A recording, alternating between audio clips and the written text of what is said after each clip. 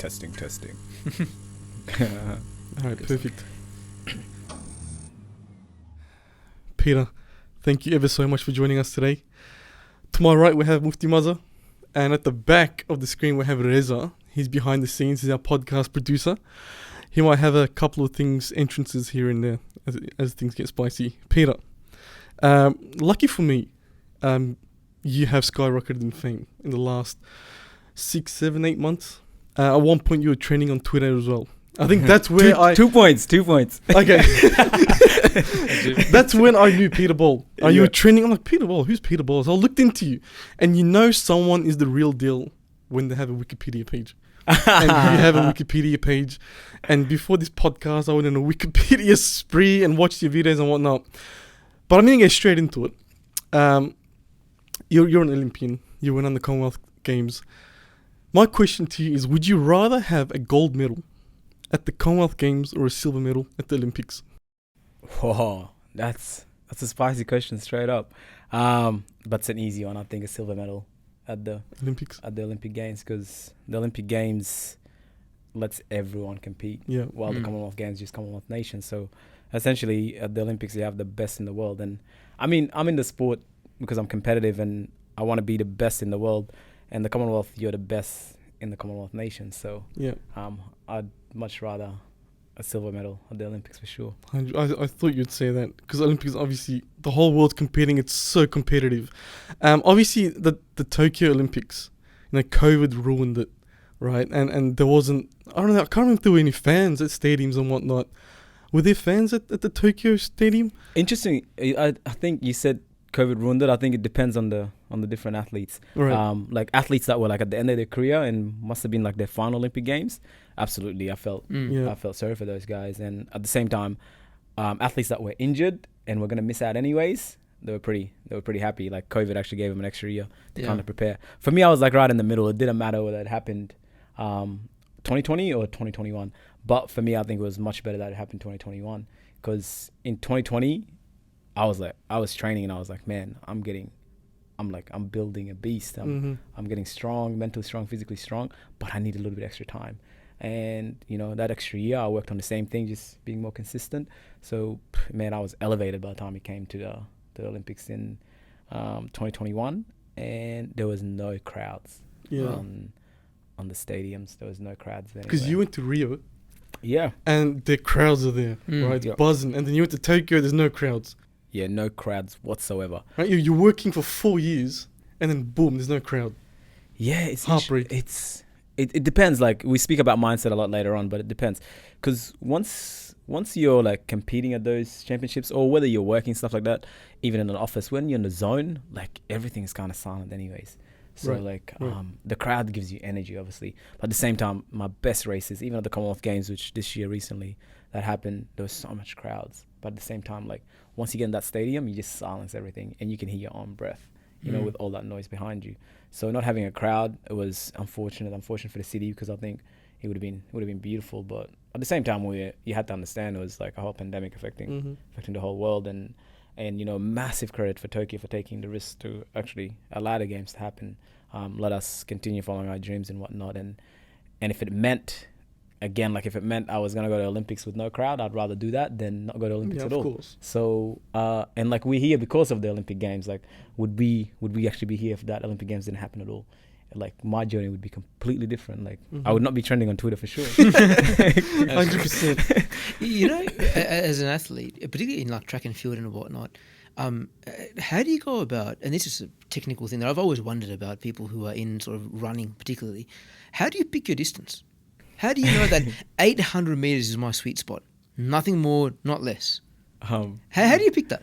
There's some really good questions. So at school, I started off with as cross country, because it was compulsory. I came from Egypt, and then like you realize you come to school here and it's like everything's compulsory. Like, what? Like, I have to run, I have to swim and whatnot. So I was good at the long distance stuff, and to be honest, I think I was more of a long distance runner than 800. But then there's something about the 800 was like I was quite lazy, so I didn't want to do the long training and the long runs. and I was also too skinny to be a speedster. Right. So it was like the 800 was just a perfect in the middle sweet spot. Wow. And to top it off, I was winning the 800. So I was like, man, like, you know, like entertain, like, okay, I'm the fastest at school. Like, can I be the fastest out of everyone else around Perth? And then like you start entertaining these ideas, like, can I be the fastest in the state? And then you just tick that off, and then like, can I be the fastest in the country? And like right now we're sitting and like I'm sitting thinking the same thing that I was thinking back 11 years ago, whatever it was when I was at school. It's like now, but now it's different. Like, can I be the fastest in the world? And like that's how it all starts. Yeah, it's amazing.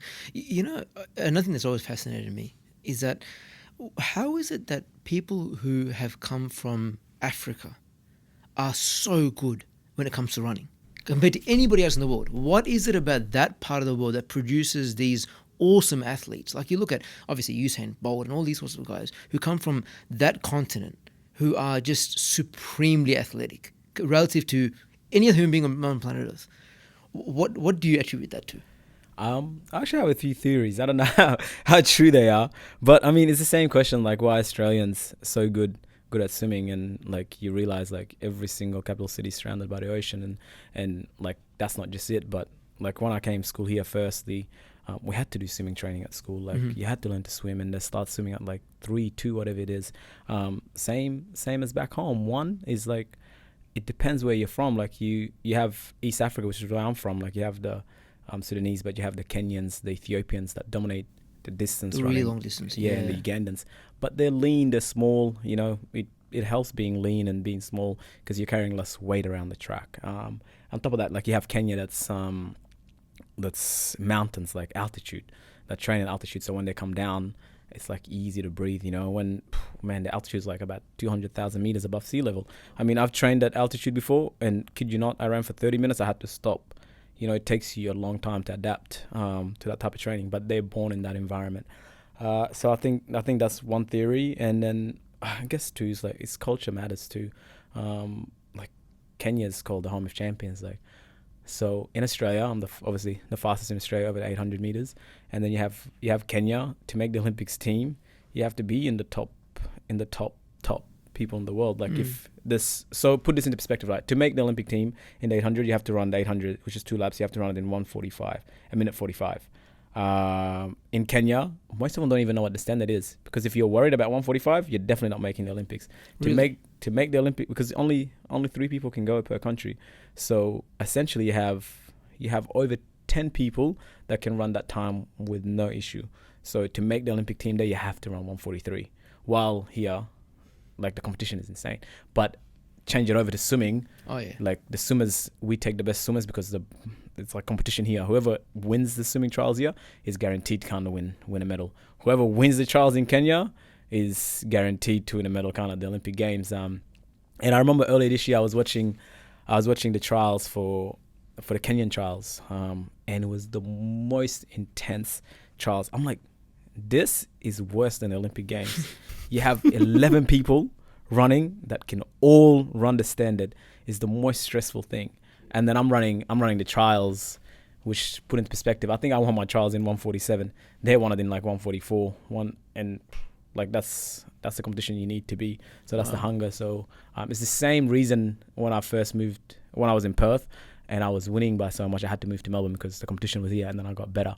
And it's like now, like you're the best in Australia now. That's why we go to Europe every year, because to put yourself among the best people. So that's how you kind of get better. And wherever the competition is, wherever the culture is, and that's where high performance happens. Yeah. Take us through, you know, you're at the Olympic Games or the Commonwealth Games, you're competing.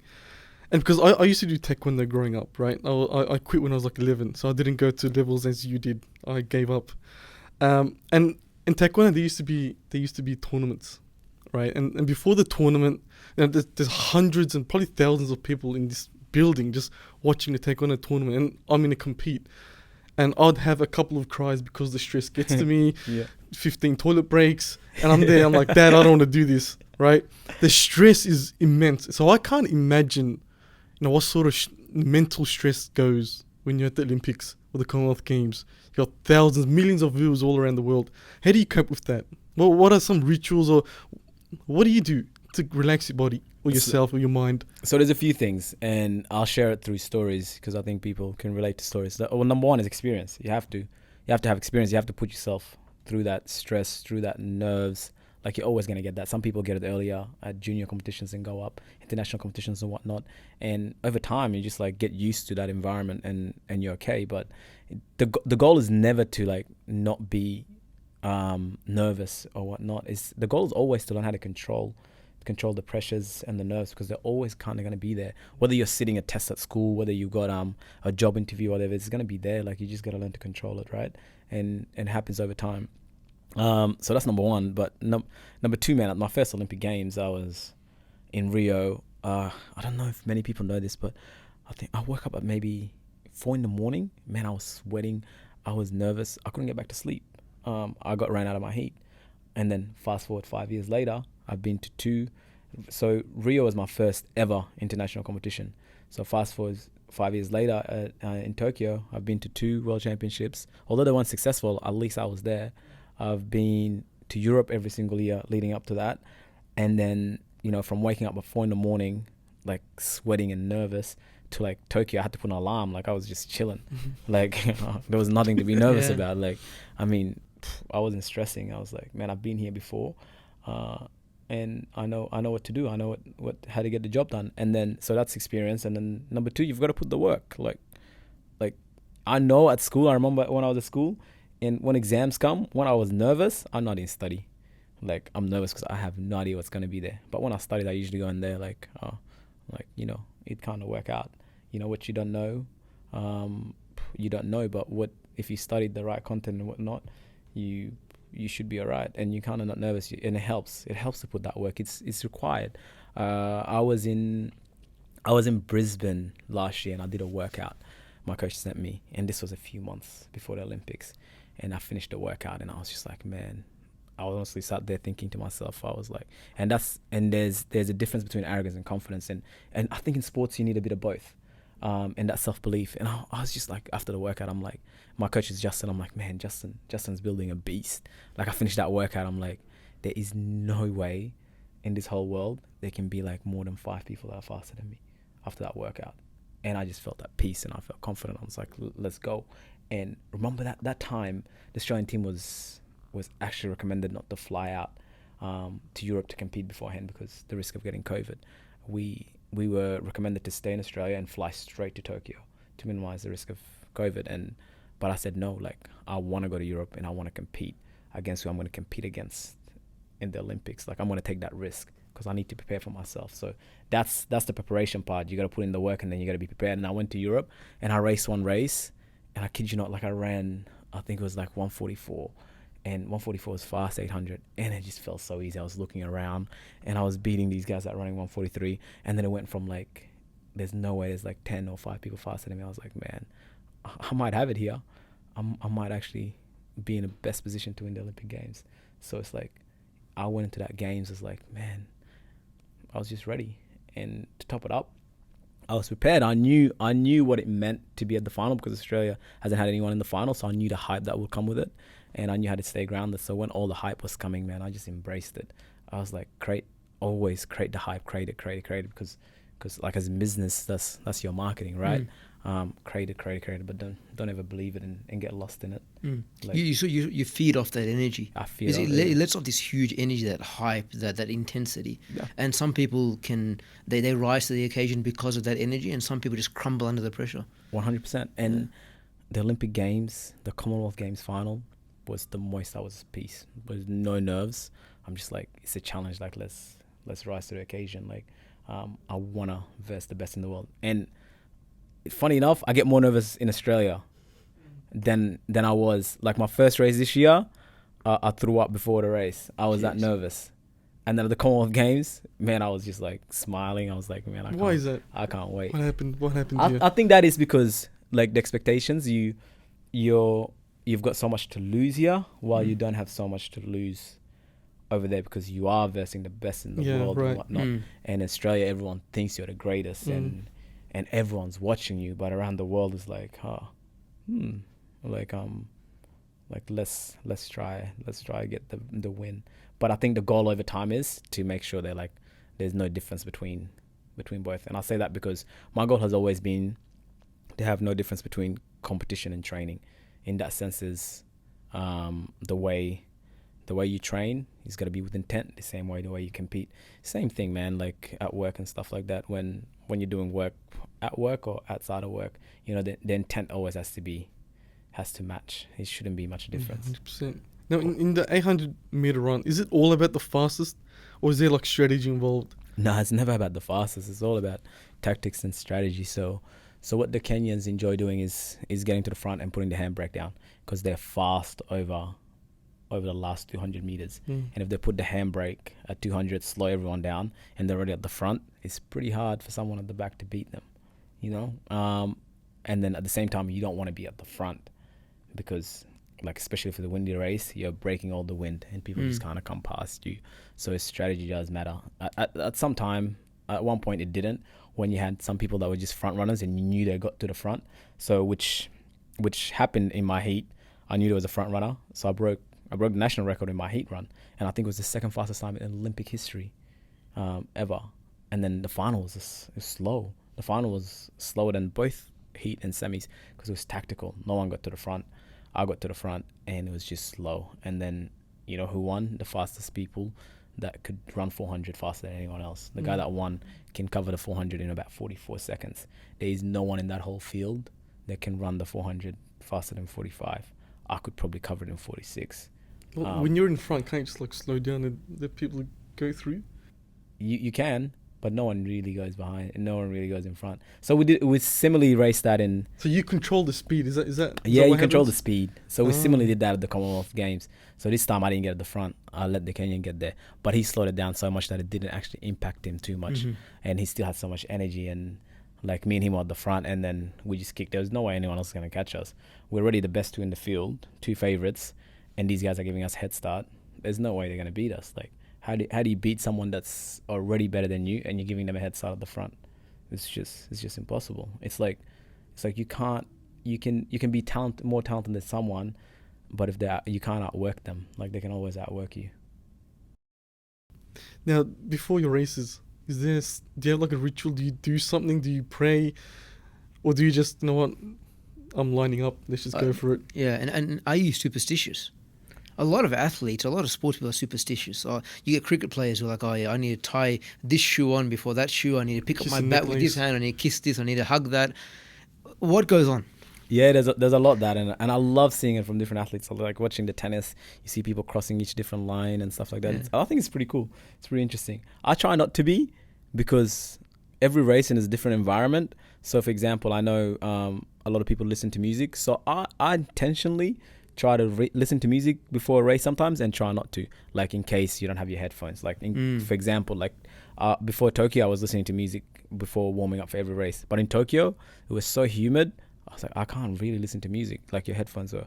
So I was just calm. Like then you're not stressed. You got to reduce as much stress as possible. So so if it helps you, it helps you. Like if you feel like you got to eat the right rice the night before, or the right pasta, or you got to tie your shoes a certain way, and that helps you, then it's all about what you believe, really. But for me personally, man, I have this motto, is like same distance, just different environment. So it's the same 800 meter race that I've raced like 11 years ago when I started. It's still 800 meters. I am not tested. Like at school, at least you get like to practice and stuff like that, and sometimes you can get different tests on the day. But I'm still running the 800 meters. The only difference is like where it is, the location. So whether it's Tokyo, whether it's Perth, it's still running 800 meters. I'm not getting there and they're like, okay, today we're going to run 820 meters. Like that would be a bit different, but we're still running 800 meters. The only difference is like who you're competing against and the conditions and the environment.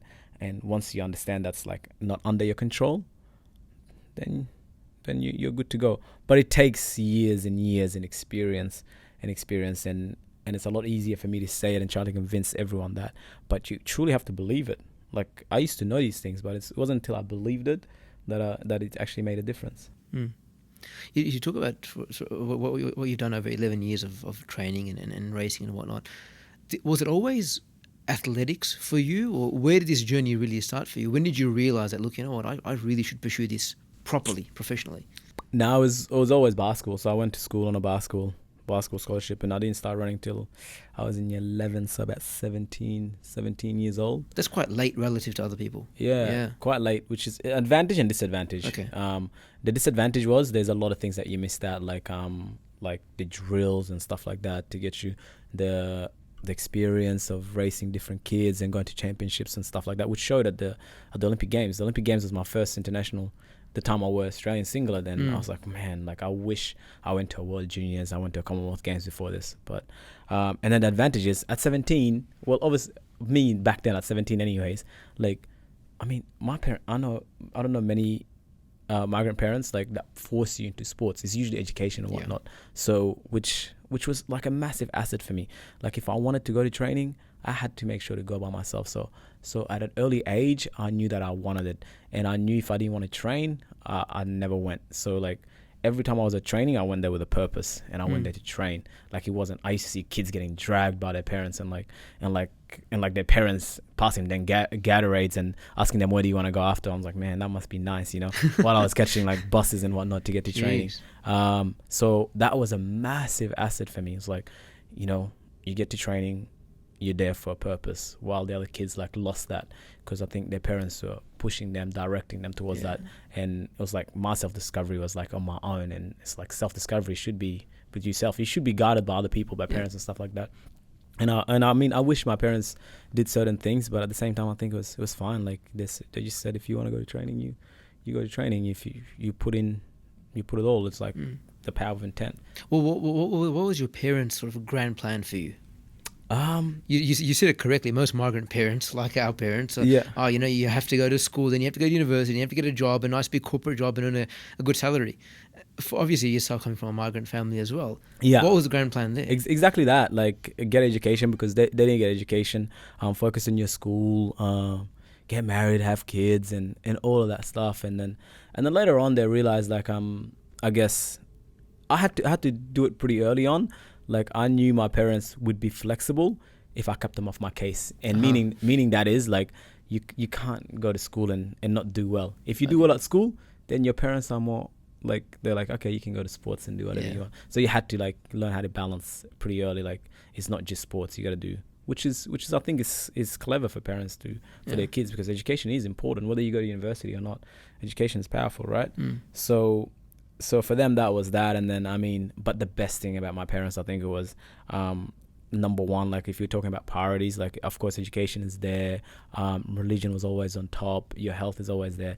But the best thing was like, they prioritized the most is like, are you happy or not? Like they just, and I was like, keep you happy, like, and make sure you're doing everything that you want to do with intent and that stuff like that. So I give that so much credit to them. Like it was never like, and that helped me as an athlete, because I know a lot of kids when I was growing up, like they felt like they let their parents down when they didn't win or lose. Like, man, my parents didn't know if I won or lost the race.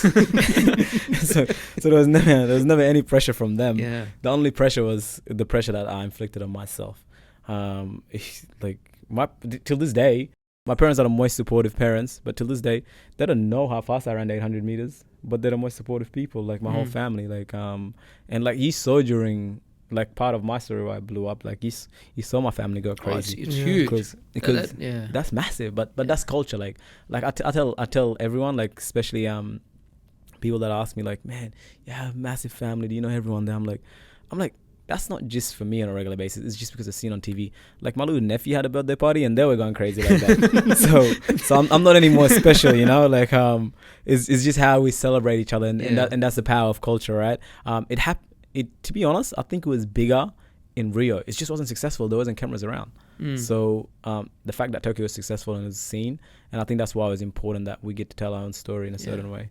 How did your mum react when you brought the medal to her? Did she hold it? Did she cry? Yeah, I'm proud of your son. No, they all wore it, took photos with it. The kids loved it. I think the kids are the best because they love possessions, so they love 100%. The medals and whatnot.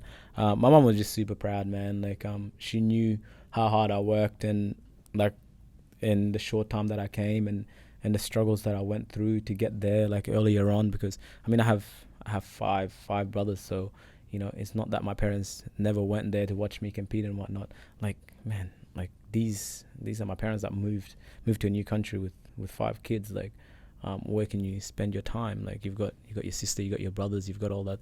They can't be everywhere while supporting the family. So for them was like, man, like, we're so proud of how far you went, and that like the medal's important, but it doesn't really matter. Like the real win is like the impact that you made and the lives that you can change, and like all these African kids, and as well as like every other kids around Australia, like they just want to know, and they want to know how you do it and stuff like that, and bringing all that together. So I think for them that was more important than a medal. And for me personally, like I always want the medal, but like I couldn't honestly tell you where my Commonwealth medal is right now. Like, and nor do I care. You don't know where it is? No, I have no idea where it is. I have no idea where any of my medals are. To be honest, as soon as I finish, I give it to my coach or something. Never see him again. But I do want to win because I'm in it for the competition. 100%. I'm in it for the journey. I'm not in it for the possessions and whatnot. Like, it's important maybe later on to have a collection of it. But yeah, you touched on how you winning a medal is not the main thing. It's more like the power you have now. Because Peter Bol's blowing up, right? You know, even in the Muslim community, it's a lot of people are starting to know who Peter Bol is, and I guess with that comes a lot of power. You know, you could influence a lot of people, and you could do a lot of good, or you could do a lot of bad. That's what comes with influence. And I could just imagine, you know, what sort of influence Peter Bol could have with a gold medal. yeah. Right? Now with the next Olympics, how does that work? Now, are you already in there, or do you have to qualify for it? How does that work? Because obviously the whole Muslim world is going to root for Peter Bol now to get that gold, and you want the gold, right? Yeah, of course. So of course. How does that work? Are you in there now, or Nah, explain I'm the not. process? I'm not in there yet. You have to actually qualify on the year just to show that you're in shape in that year. And I mean, I'm confident, you know, that I'll get there. If I'll get there, not just get there. I mean, that's the thing, right?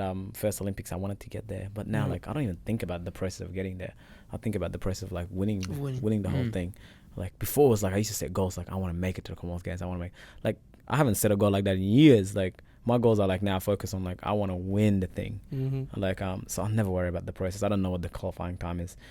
Same as the Kenyans, the best in the world. They don't know what time they have to run to qualify. Sometimes they just know they have to come top 3 in that trial, and they got to try to come top 3 in the final of the Olympic Games. So that's my mentality now. And look how much it's developed over time. Like, from being like a passenger, like I want to get on that plane and experience, to like I've already experienced it. I actually want to win the thing. 100%. I remember when I won my useless taekwondo medals. Again, I don't know where they are. I don't know. I had But it means so much at the time, right? Yeah. When I quit taekwondo, I had like 13 trophies. They're all in the bin. They're all gone. Right, my medals, I don't know where the hell they are. Again, I mean, it's not at your level of medalness, but at that time, it's like, wow, and then it just vanishes. I don't know where it goes. Family has it. Mum hides it somewhere. Yeah. For memories, and then it just vanishes. But you'll never forget the journey, right? 100%. Like the people you're 100%. with, and like the coaches and stuff like that, which 100%. Is important. Yeah. The journey is incredible. You know, you touched upon your parents focusing on ensuring that you're happy. And that's so powerful these days, because like as a society overall, we're so focused on just, you know, everything's a means to an end, right? People are just focused on, I need to have this house, I need to drive this car, I need to have this job, I need to be earning this salary, blah, blah. Everything is just a focus on, I just need to tick a box and move on, tick a box and move on. How do you sort of, you know, how do you mentally sort of work around all that, where all this success comes to you, and along that journey as well? It's not always successes. There are failures, there are challenges, there are all these things. What sort of, you know, mental tricks do you have in place to teach yourself to continue to sort of, you know, to be resilient, to bounce back? Because athletes are known for, you know, injuries.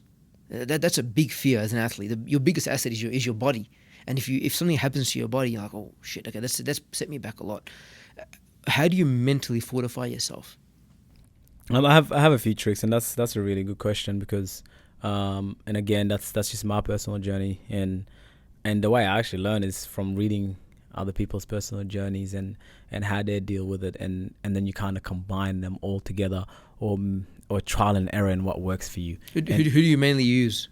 Who are the persons? When I was growing up, I always looked up to Muhammad Ali. Okay. Wow. Muhammad Ali was the most, like, who I looked up to outside of my family. Yeah. Like I always looked out for my family, and I think the key here is I always figured, and this could be advice for everyone actually listening. It's like sometimes you don't need to look too far. Like we're always trying to Google like all these people that we don't know, or we're trying to read a book or whatnot. Like man, like just go sit on the couch and talk to your mom and dad. Like you can actually probably get a lot of inspiration from there. Talk to your brothers. Like start from home. Like don't make it too hard. Like they just have different lives. Like I have a different life than someone from where I come from Sudan, my family that lives there. But I got the opportunity to be in Australia and run. Like I mean, not many people had that. So like that's why like I'm living an extraordinary life and this life that's blown up. But it doesn't mean anyone else back home is any less. Their journey could actually be more powerful. It's just not recorded or stuff like that. So that's number one, is having powerful mentors. And number two, man, is to be honest, what I did really well, I don't know if I fluked it or where I learned it from, but always understanding what your values are and their priorities. So relationship with God is important, because that's super important, especially for our families. That's so important. And the best thing about that is you kind of, your love is there whether you deserve it or not. So it's always there. Like if you do something bad, you can get back. You're always given second chances and whatnot. So, and that's the same thing I was speaking about my family. Like, yeah, you happy, like you can work back and they'll always kind of be there for you. Number two is like your health. Like, you also got to understand like sports is taxing on your body, and as you said before, like your body is an asset. So like once you understand that, like you put your health as a priority, you actually become a better athlete, because like it's not how hard you push your body, it's how smart you can push both your body and mind together. Like if I go train every single day as hard as possible, believe it or not, I'll get injured pretty soon. But if I train my mind and rest my body and focus on all the other stuff, like trying to get a purpose, like your why is so much more important, then you get that much more drive and so much more energy. So yeah, priorities, strong mentors, and literally going through it. I tell these people all the time, like just go through it. Like you've got to serve your time. You can't just have a smooth path. If I was to expect to have a smooth path, like when I first wanted to be the fastest in Australia, I came last in the final. Like I would have quit there. Yeah. Or when I didn't make the final in Rio, that's another time I could have quit. Or what about the other time in Doha, I got knocked out of the heats. In the World Champs in London, I got knocked out of the heats at the World Champs. It's like, if all you care about is that, then it's easy for you to give up.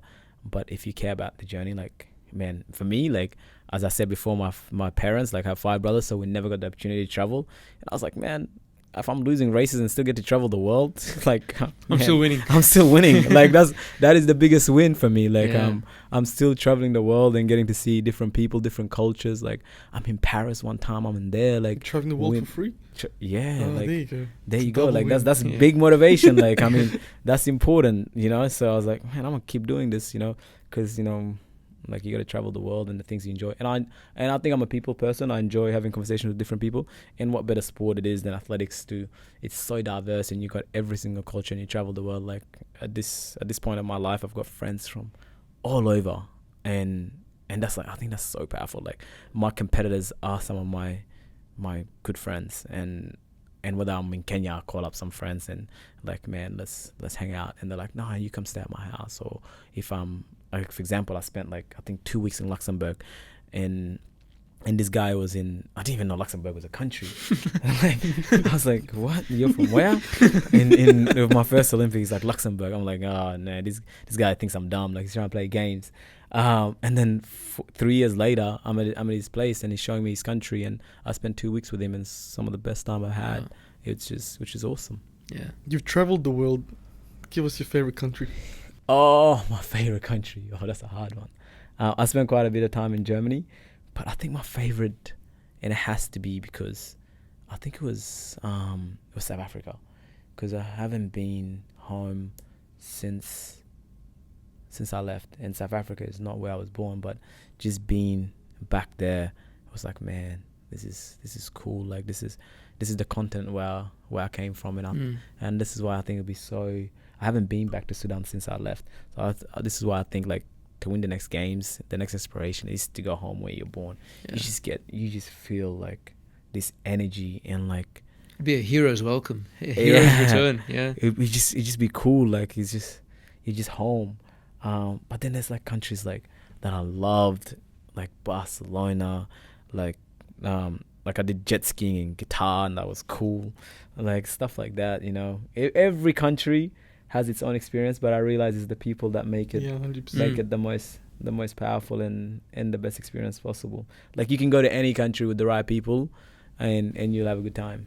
Yeah. There's a lot of upsides in your life right now. You're traveling for free, right? You're having fun, riding jet skis, and But I'm training. you're training 100%, which we'll get into later. Yeah. And here's my question, right? Now, there's a lot of upsides. Now, let's talk about the downsides, right? You get eliminated at a heat, or you lose, or you don't get a gold medal or something. You know, how should someone, you know, I guess, control that defeat? Do you feel just flat and be like, oh, damn? Or how do you control that? How do you motivate yourself back to be like, you know what? Next one, I got this one. I'm actually glad you asked that question, because I remember when I was trying to be better and trying to look at everyone's stories, and you always just see like the successes and whatnot, and I think you get so much more from someone's like raw story, like the struggles and whatnot. Like I could sit here and tell you like you travel the world, you meet people, like, which is what we've been talking about, but the other part of it is like, man, you're away most of the time from the same people that made you who you are. Like your family, you're away for a long time. You know, to build strong connections, sometimes you need to be there, you know. So building relationships, you need to be there sometimes, and you miss people, you miss family. Like I'm in Germany, like for example, my family's celebrating Eid, and you see that and like, oh man, I wish I was home. Like that's all I want to do is be home. But then that's another aspect. Like there's sacrifices you gotta make for the greater things that you gotta do, right? So I think more than missing heats and losing races is probably the things that you miss, like missing your little siblings growing up, or your niece and nephews that you can't be there for. Because I think like that's the most important thing, hands down. Like I mean just in a general term, like you work so hard, like to start a family, to provide for your family and to spend time with them. But if your job kind of takes you away from it, then it gets pretty hard, I guess. So that's the downside. And I guess with free travel, you're also spending a lot of time in the air. Like, I mean, it'd be a lot easier if you can just kind of teleport to a different country, right? But like Europe isn't that close. You spend 19 hours and then there's jet lag and there's going through security in and out, and it's so repetitive.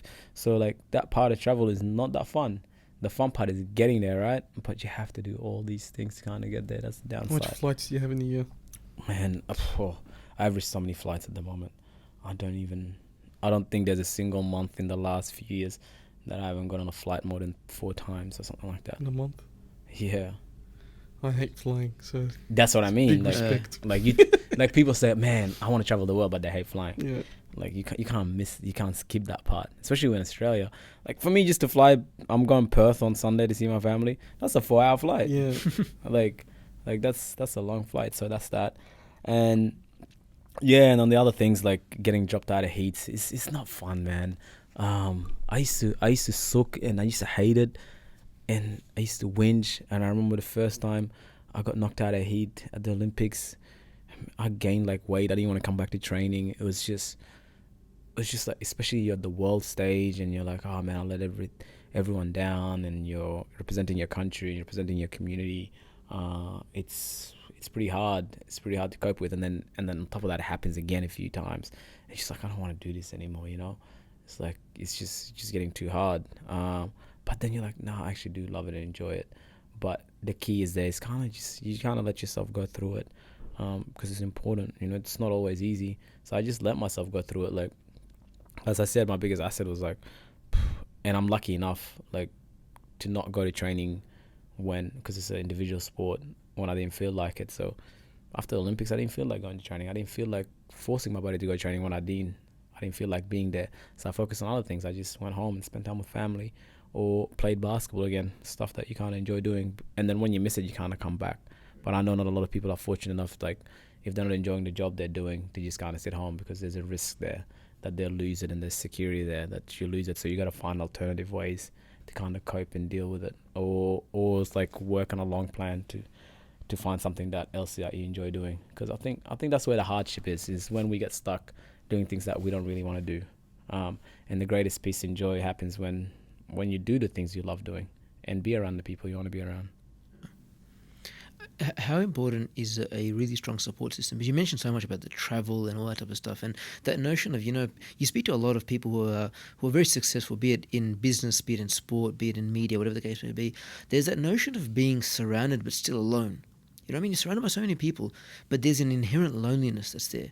And it's not because people don't want to be around you or whatever it is, it's because so few people can relate to you after a while. You know what I mean? Like, you obviously you go out to the world and you've got such a large audience now and people want to listen to your story, but how many can truly relate? How many can actually connect with you? It's a challenge that many of us face. When you're at the peak of your profession, at the peak of your powers, who can you confide in? Who can you share with? Who can you open up to? It's one of those challenges, and for many people, it becomes a big mental challenge, and that's where you get, artists and people like that who are hugely successful at what they do, but then they commit suicide and they get into really bad habits, drugs, alcohol, and whatnot.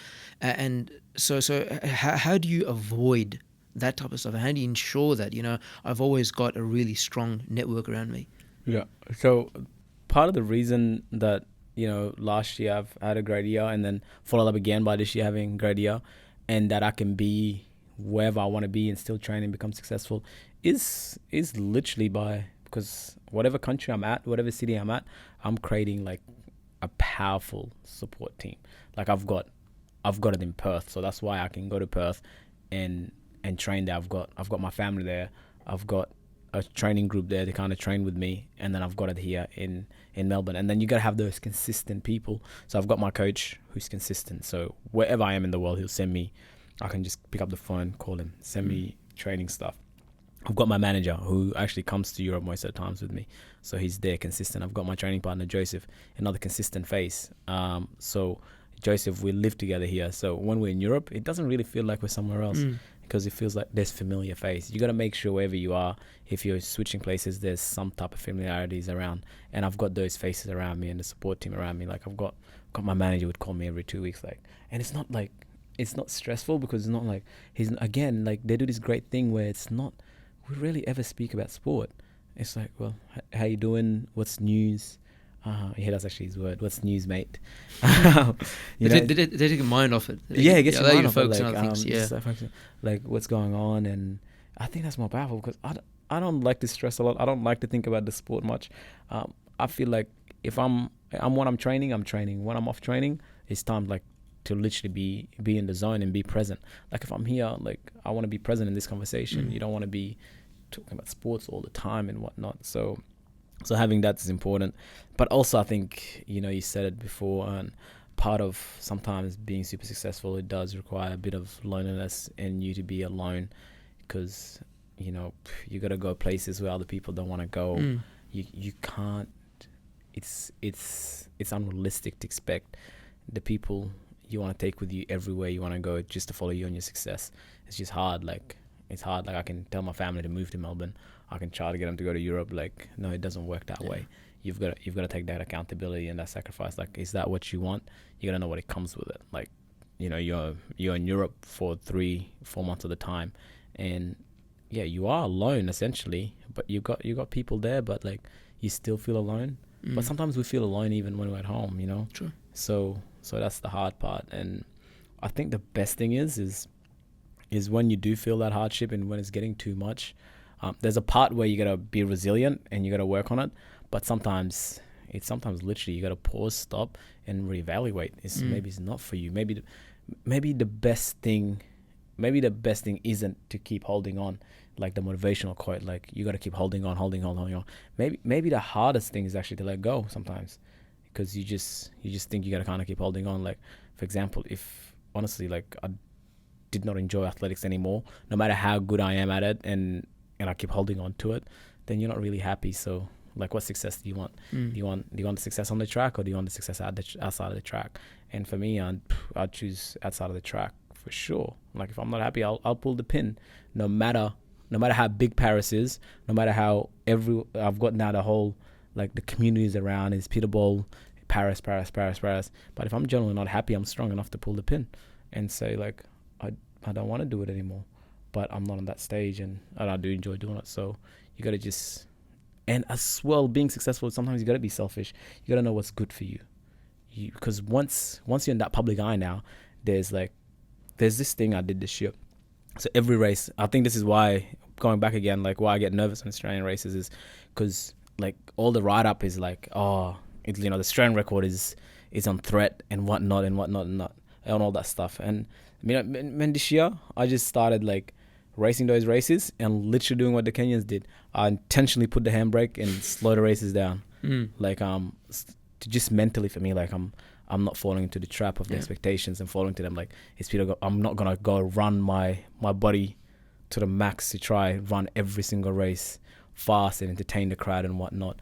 I am still focusing on my priorities, which is my health. It's important. I'm not gonna go push my body towards its limit.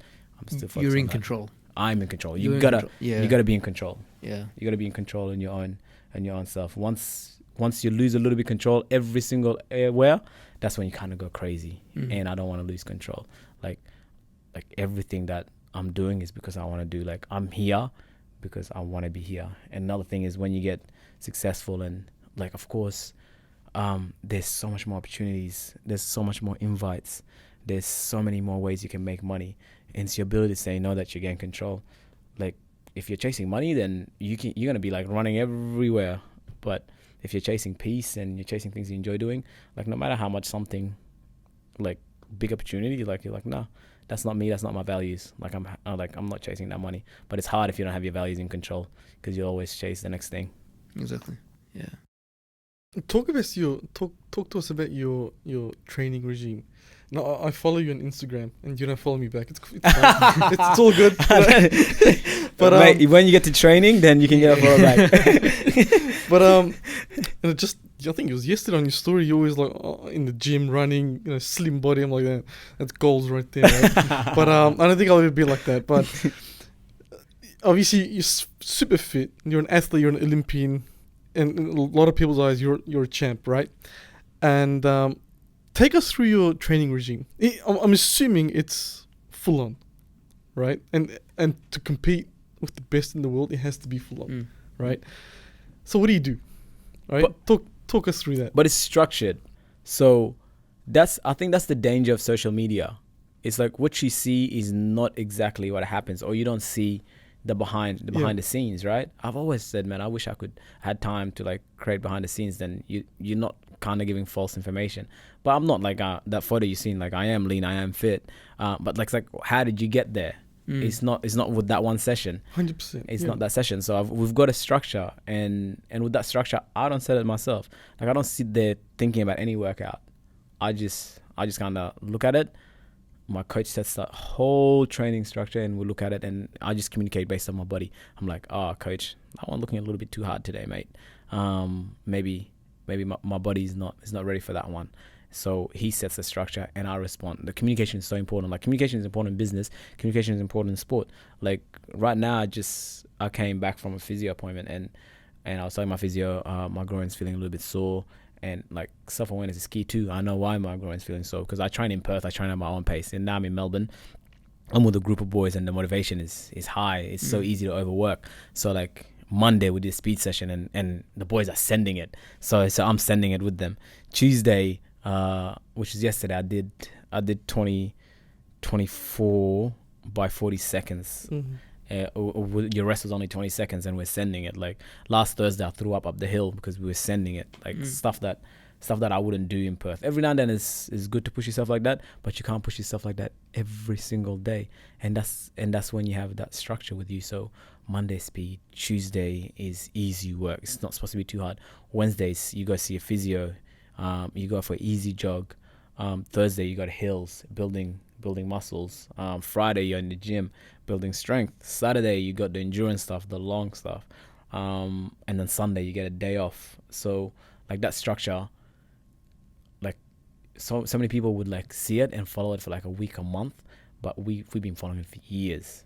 So it's like consistency over years and over years of time. And the first time I came in with Justin, my coach, it was like 3 times a week. It wasn't 6 times a week or 5 times a week, whatever we're doing right now. So it took time, and I wish you can document that. Like social media you don't see that. Like you don't see that I've trained, like my body's conditioned. Even at my shape, being the 4th fastest in the world, whatever number, I take 2 months off, I come back, my body's not conditioned. I have to take it slow. And then you have people that never did it again, and they want to follow the same training that you did. It's a setup for failure. It's discouraging if you try to go follow what I do, because you see that, it's like, that's impossible. Well, it is, unless you break it down to steps, right? And steps over years of time. Yeah, I've got a question on behalf of us, and I guess on behalf of the common people out there, not the athletes. Diet.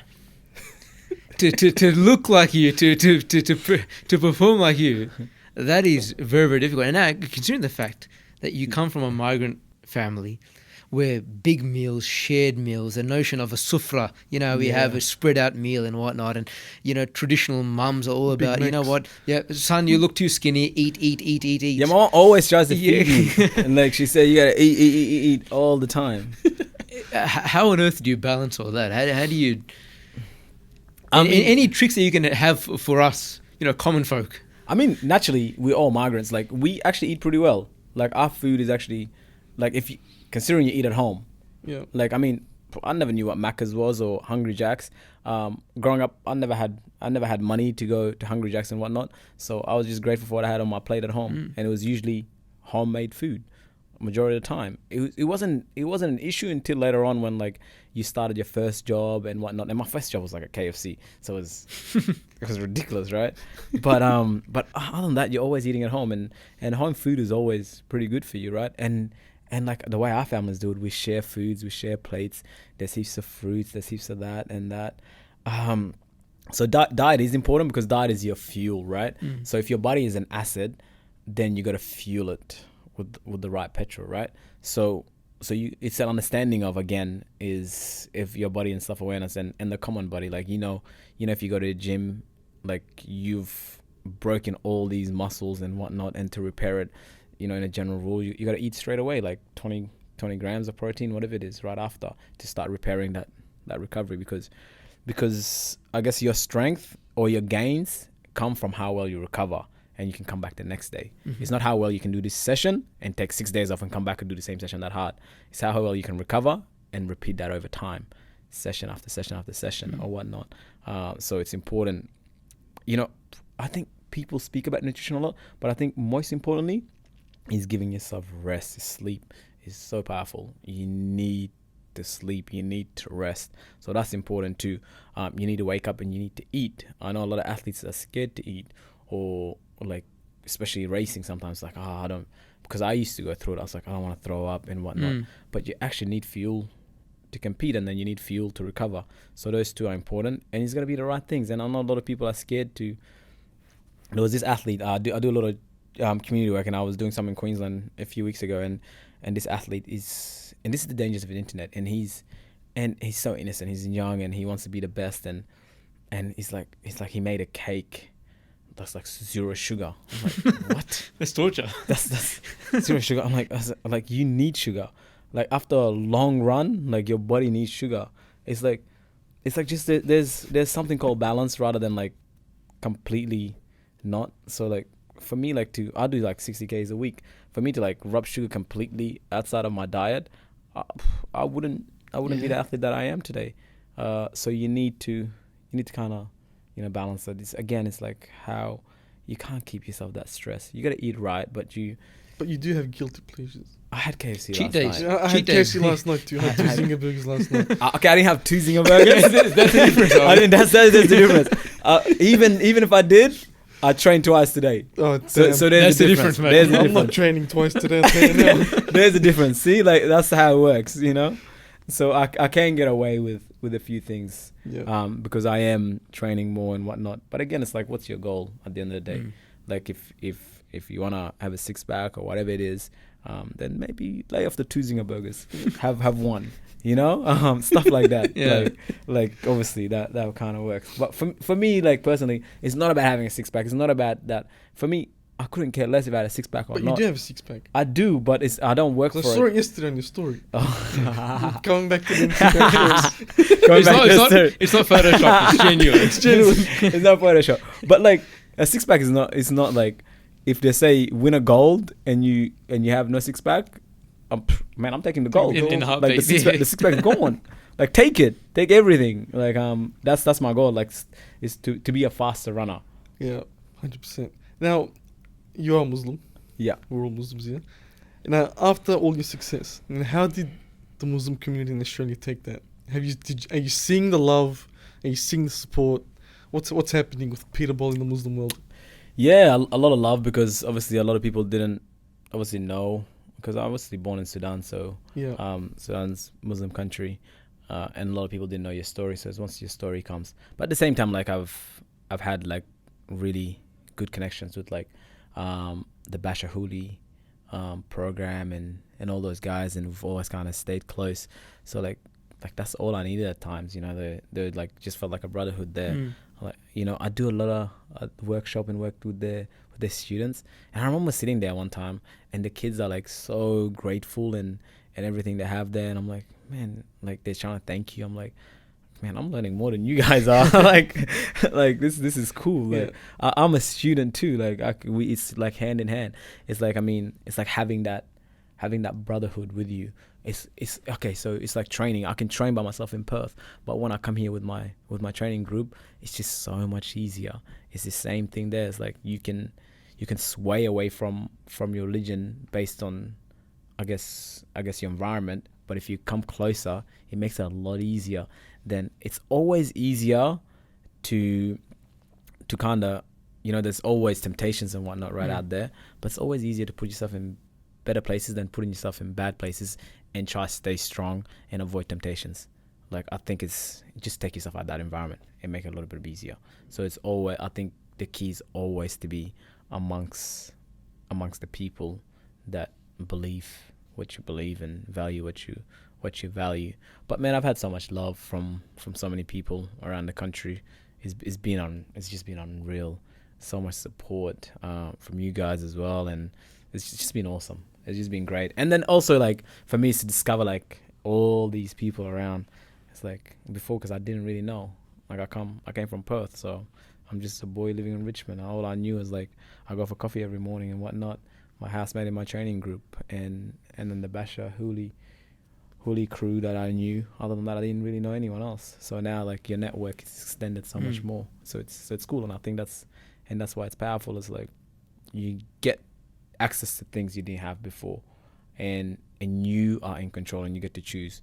Like, I've got access to so much more things, but of course I choose wisely what I pick and what I don't pick. And staying in certain communities serves me more. Like, doing community work serves me a lot more purpose. Like, doing work with Bashahuli's Academy has always been, like, hands down, like, helped me more than, I felt like it helped me more than I was giving. You know what I mean? Because you're in that environment, you're in that brotherhood that you grew up in. That obviously I miss because I'm not home with my family anymore. I'm out on my own now, you know, and I've been out here on my own for 6 years. So it's a lot easier when I was at home to be in that environment, you know. So yeah, it's been cool. You talk about your engagement with the Muslim community and whatnot. Now, obviously, with your success, there are so many young Muslim boys and girls out there who are looking at you, inspired by you, aspiring to be like you. What's the advice that you can share with them? Obviously, this is, you know, followed, this podcast is listened to by so many people, and everyone looks at, you know, obviously individuals like yourself and Basha Hooli and so many others like that, inspired by them because they can relate to them. They say, look, you know what, he's a fellow Muslim brother or sister who has reached the pinnacle of their sport, and I want to be like that. What's the advice that you give to someone who's, you know, a young, 10-year-old Peter Bol of tomorrow? Well, one, and I think all of us that are on top or perceived to be on top, is we can agree to this. Like, we're not perfect, man. We make mistakes too. The good thing that we do is we are happy with who we are, and that's key, man. Because in this world, man, there's, like, especially when I was at school, like, you got your friends doing all different things and whatnot, and friends swaying this way. And just be proud of who you are, where you come from, and what you believe in, and the rest will take care of itself. When you're confident, then you're at peace, and man, things just start working out. Like it's hard when of course, like, it's okay to try to figure out what you want to do and whatnot, but it's hard when you're trying to figure out who you are from different people. It's like you're unique because of who you are and the way you are. Like, take pride in that. And that's always been important. And for me, over the years, it took time, like, from trying to be accepted in different communities and whatnot, and trying to be a different person here. And then, like, I mean, I share this story all the time. Like, my first Olympic Games, and this is true. Like, I was at the Olympics, and I went to the track to warm up, and you could see every single different culture, right? So in one side, I saw the Jamaicans, man, and I saw Usain Bolt. And they were there, and they had music blasting, man. I was like, man, these guys are having fun. They look like they already won the Olympics. And I look to the other side, and I see the Kenyans and the East Africans. They're so skinny. I was like, man, they look so shy and nervous. They look like they've already lost the Olympic Games. And then you see the Australians, the Americans, they look tensed and serious. And I'm like, I want to be like the Jamaicans. Those guys are the real winners. And at the end of the championships, man, the Jamaicans dominated. The Kenyans dominated. The Americans dominated a lot of sports. And the Australians dominated the swimming and their sports. And I was like, it took me that long to realize, man, to dominate, you have to dominate being confident of who you are first. Because, like, you try to be every single body else, it takes so much more energy. You gotta be happy with who you are, no matter who's around, behind closed doors or in front of anyone, whatever. You gotta be at peace with who you are and what you believe. So figure out what your belief system is, and hold that closer to you. And I think the best people in the world that are successful is those that are just at peace. Like, I'm at peace with who I am. Like, I don't care other people don't believe what I believe. It doesn't disqualify them from me treating them any differently, or if they believe something different. Like, I am who I am, and I'm proud of that. Yeah, it's a very strong message. That's well done. Okay, now. Obviously, track and field and whatnot in Australia is not probably the most common sport, right? Over here, you're up against AFL, NRL, cricket, so many other codes of sport. You're not only an ambassador for the Muslim community here, but you're also an ambassador for the sport, track and field in Australia, athletics in Australia. What's something that, obviously, you've come up through this system now, you've been part of this system for a long, long time. What's something that you feel would make, your, let's say, category of sport more appealing and attractive to young talent coming through the ranks compared to the other competing sports, AFL, NRL, and others like that? I think our sport can be a powerful foundation, in a sense that I work through, like, foundations. Like, when I first moved to Australia, I knew, like, the foundation was, like, one is to learn the language. Like, if I learned English, I could go into science, I could go into math, I could understand all these things. But if I didn't speak English, every other class is hard. So I focused on speaking English first. And to be honest, the only reason I got into athletics was, like, because I knew, like, if I got faster, fitter, I could play more basketball, I could jump high and whatnot. So, like, I know a lot of people from my communities love football, love soccer.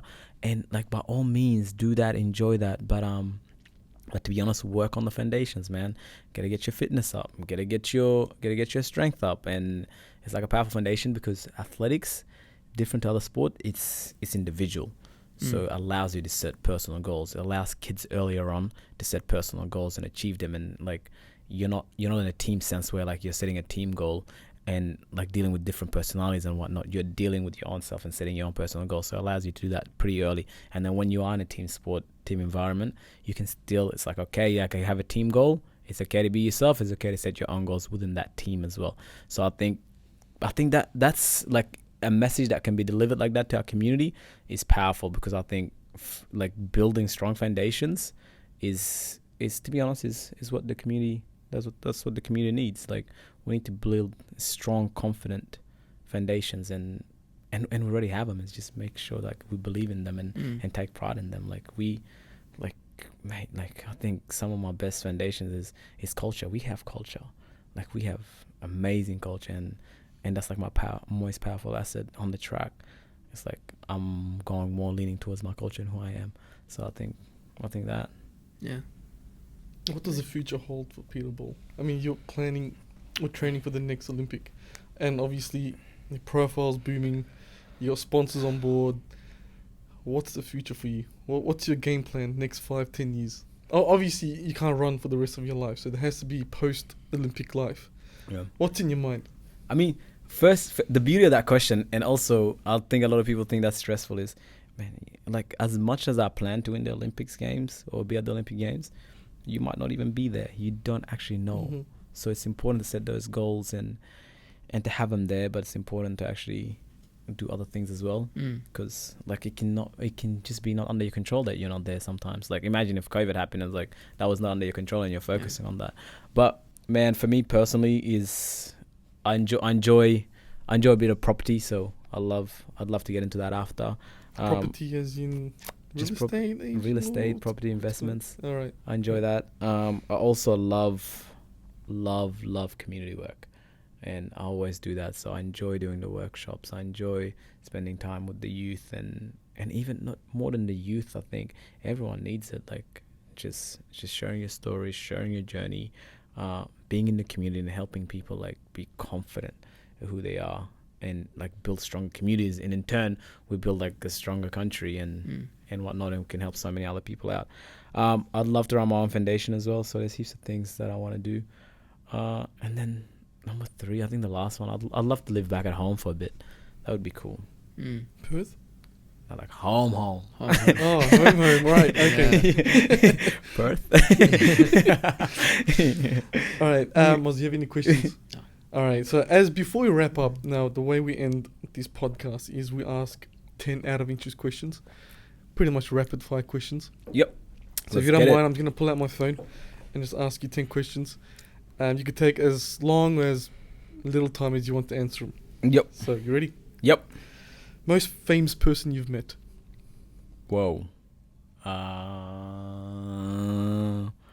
Sheesh, that's a hard one. Most famous person I've met? I'll probably go say Usain Bolt, maybe. Usain Bolt? Yeah. You interacted with him? You just like saw him chilling? No. Well, I run, so I get to see him quite a bit back in the days. Yeah. Is he tall? Yeah, he's massive, like 6'4". 6'4". Yeah. Damn. All right. Favorite food? Favorite food is gotta be chicken wings. Chicken wings. From KFC? No, KFC. Like proper chicken wings. Proper chicken wings. Favorite superhero? I like the Joker. Ooh. I don't know if he's a superhero, but I don't think he doesn't have He's any. a villain. Batman's well, a superhero. no, actually, we did this in English, right? It's like at school, and the theme's like whether the Joker is a hero or a villain, and it was awesome to kind of write around that theme. But I like the Joker, the Heath Ledger Joker. Yeah. Solid. That's just the most powerful Unbeatable. character. Unbeatable. Unbeatable. Like Yeah. that's. But if you're gonna, that I might have to choose, I guess Spider-Man. Solid. Favorite fast food restaurant? Is Nando's fast food? I believe so. Technically. Technically, I think. Yeah. Nando's. All right, Nando's. What do you like from Nando's? The chicken. The What peri is- peri. Peri peri, yeah. Do you get extra hot? Oh no. I just get mild and No. then put some extra hot sauce. All right. What is your deepest fear? Not. I guess my deepest fear has to be like not exceeding my own expectations. All right. What do you think is the key to living a good life? The key to living a good life: self-awareness, understanding who you are, and being happy with it. Is there a quote that resonates with you? No, actually, No. not a single. Not that I can think of. Maybe we'll get back to that one. Or we could change it to what's your favorite movie? The Batman. For sure. Or Jasper Jones, actually. But the book. Have you seen Jasper Jones? No, I have not. No. Have you read the book? It's a good book. You should. Jasper Jones. Jasper Jones, yeah. I'll suss Okay. that out. What motivates you the most? My family. Family. What is something you want to tick off in your bucket list? Travel through Africa and South America. Solid. And what advice would you give 18-year-old Peter Bol? Stop whinging and crying. Man. Like you're not living that much of a hard life. Yeah. That's actually good It's part of advice. growing up. I think, as you get older, you have more perspective, and you're like, you know what? I haven't had it too bad. Yeah. When you're living through that time, you're like, it Man, it's cannot the get worst worse. thing. Exactly. Yeah. It could not be worse. I used to whinge about everything. Like if I knew I was gonna be where I am right now, I wouldn't have whinged through anything. I would have had a more peaceful time after the Olympics, enjoyed the environment, Yeah. and embrace the people, and not made the people around me like just giving them bad energy, you know. But it's part of the experience, you know. You can't go back. Yeah. It's one of those things. I think while you're young, you focus a lot on what you don't have. Yeah. What's not working for you. As you get older, you get that perspective. You're like, you know what? There's so much that is going for me, because I think you meet so many other people. You have so many interactions with people who are less fortunate, who have less than you, and you're like, you know what? I should be counting my blessings. I'm very, very fortunate for what I have, and even if it's not a lot, even just that little bit is more than what the person who has less than that has. Exactly right. You know what I mean? So it's just that maturity perspective. Mm-hmm. It's powerful. On that note, Peter, do you have any last words? Oh, thank you for having me. It's been a pleasure. No, the pleasure's been ours. Now, Yeah, before we cut off, I do want to give you a tiny gift. I know you'll be joining us tomorrow's event. Tomorrow's event is going to be pretty cool. Now, we do have these T-shirts. There's only 23 of these printed. Oh, All right? And we are giving these out, 10 of them in tomorrow's event. Look But at we that. do want to give you one as Thank- memories. So there you go. That's one of yours. Thank you very much. 23 of them printed. So hopefully you can keep that I'll keep that until one. the end of. Don't lose it like your medals. No. See, I'll keep this one.